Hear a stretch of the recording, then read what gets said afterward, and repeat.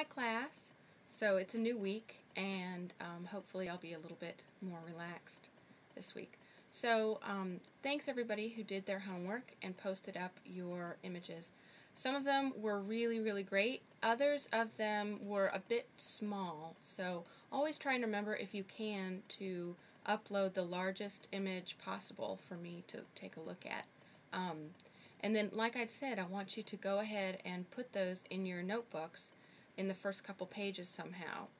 So this week, what I want to show you are a couple of images of my own.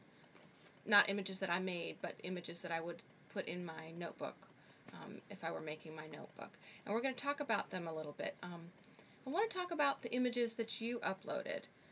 Usually in class, what I would do is go around the room and take a look at everybody's images. Everybody would stand up, actually sit down, and kind of show the whole class your images. So instead of doing that, I'll show you my images, and we can talk a little bit about what they look like. Okay, so here is an image that I like, and as we can see, it's got a lot of stuff. I'm peeking around because I can't really see it. Here, let's do this. As we can see, it's got a lot of stuff going on. We've got that text up at the top, but it's not acting as text, right? It's just a letter. It's a W, and because it's just a letter, it's actually a visual form. We're going to, in this class, not talk about letters as only letters, because in fact, when a letter is on an image, it is part of the visual image. It's no longer just text, and I want us to stop thinking about it as copy or text. We're going to think of it as part of the picture, part of the image, excuse me. This is not a photograph anymore. This is part of a magazine, and because it's part of a magazine, it's an image. An actual photograph, in order to be a photograph, needs to come from a camera, turn into a negative, and then we need to print it on photo paper. It needs to be a photograph. Or if you used your digital camera and you're printing that out and it's unedited and you have done nothing different to it, then sure, it's a photograph. But if you print out that photograph and you don't crop the edges, by cropping, what do I mean? When you crop an image, you cut out around the image. You make the image smaller. If you print, everybody knows this, that when you print an 8.5 by 11 piece of paper with a 5 by 7 photograph on it, what happens? It's got a bunch of white around the borders, right?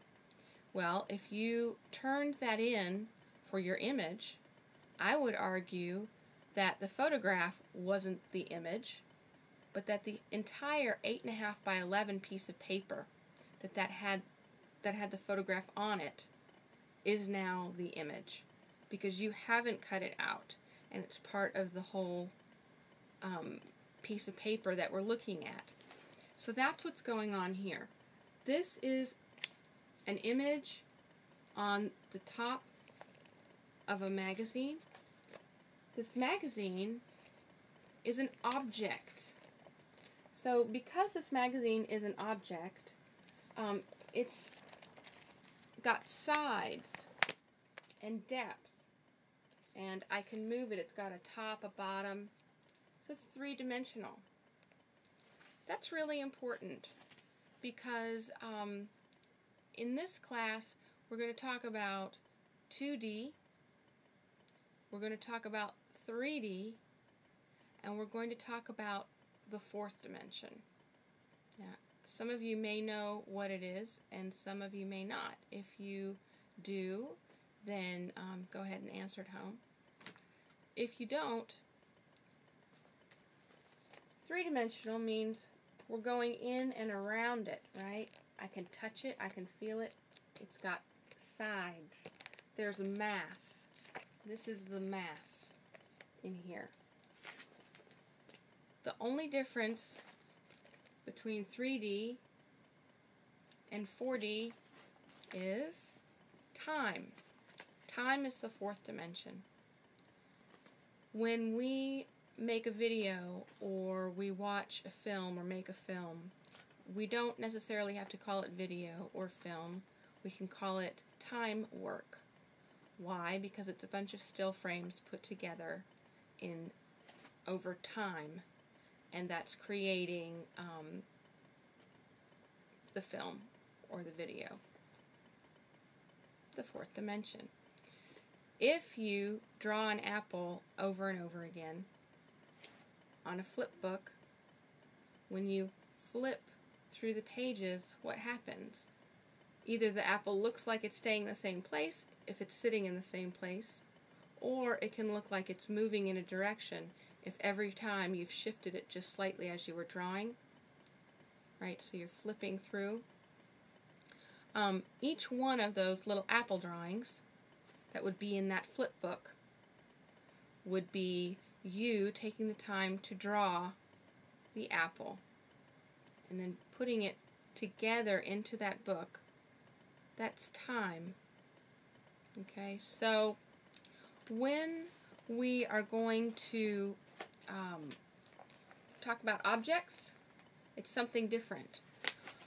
For your homework this week, you're going to do another apple drawing, and you're really going to work hard at it, and you're also going to try and get a little looser with your drawing.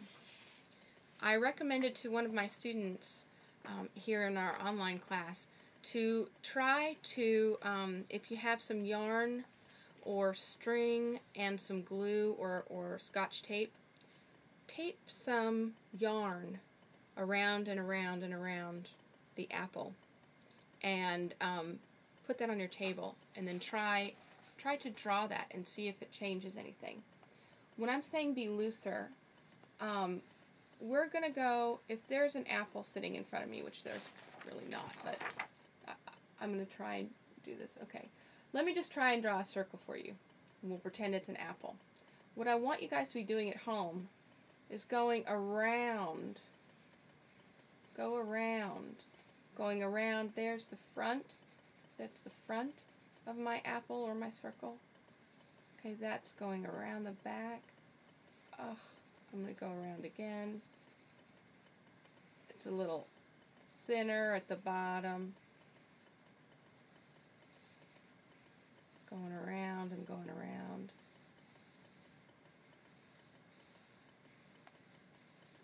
It's a little smaller on the bottom. Then I'm going up around the top another direction, right? Because the apple has a top. This is the top. It's a little flat. Here's the stem, somewhere in here, right? So I'm going to come around it. Come around. It's probably got a divot down here somewhere.